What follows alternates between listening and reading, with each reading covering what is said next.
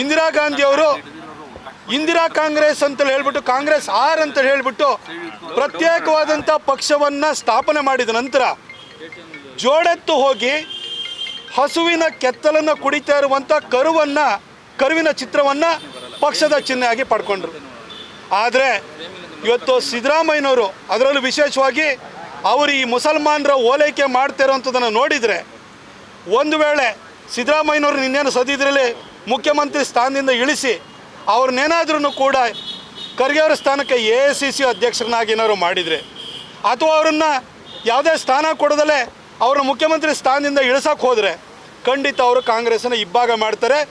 ಆವಾಗ ಈ ಸಿದ್ದರಾಮಯ್ಯನವರ ಓಲೈಕೆ ಮತ್ತು ತುಷ್ಟೀಕರಣವನ್ನು ನೋಡಿದರೆ, ಒಂದು ಇಂದಿರಾ ಗಾಂಧಿಯವರ ಕಾಲದಲ್ಲಿ ಹಸುವಿನ ಕೆತ್ತಲು ಕುಡಿತಾ ಇರುವಂಥ ಕರುವಿನ ಚಿತ್ರವನ್ನು ಅವರು ಚಿಹ್ನೆಯಾಗಿ ಮಾಡ್ಕೊಂಡಿದ್ರು.